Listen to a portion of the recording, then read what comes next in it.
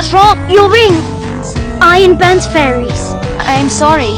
The first time I reached out to touch that human boy, I accidentally got burned by his ring. He immediately apologized and flung the ring far away. His sweet gesture made me laugh, and after that, I let him stroke my wings. We spent our days playing together in the enchanted forest, but as time went on, our friendship slowly transformed into something deeper. After he gave me a necklace, I realized I had fallen for this human boy. When I turned 16, he gave me a kiss and called it true love's kiss, but then he suddenly vanished without a word and never came back for years. I often wandered alone, reliving every moment we'd shared. Then one day, he returned all grown up now. The unexpected reunion made all my resentment melt away in an instant. We nestled together under the stars that night, but then he handed me a vial of poison. After I drifted into a drowsy sleep, he pulled out a dagger. When I woke up again, he was gone, and I discovered that someone had cut off my wings. The realization hit me like a thunderbolt, and I wept uncontrollably. In that moment, betrayal's blade pierced straight through my heart. My cries echoed throughout the entire enchanted forest. Meanwhile, he took my wings to the king, and traded them for the throne and the princess's hand. Even without my wings, I didn't rush into revenge. I picked up a branch from the ground, transformed it into a staff,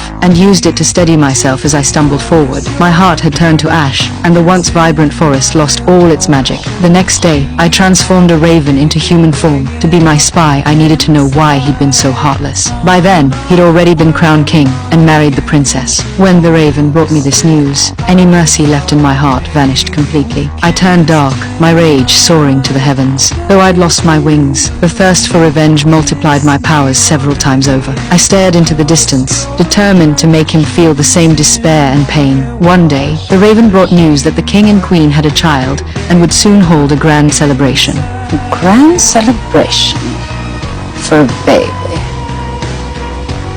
How wonderful. When the day of the celebration arrived, everyone gathered at the palace. Even the little fairies came bearing blessings. That's when I descended upon them with overwhelming power. I showed up, uninvited. I really felt quite distressed at not receiving an invitation. You're not welcome here. And to show I bear no ill will, I too shall bestow a gift on the child. I walked slowly toward the baby and placed my curse. Before the sun sets on her 16th birthday, she will prick her finger on the spindle of a spinning wheel and fall into a sleep like death, a sleep from which she will never awaken.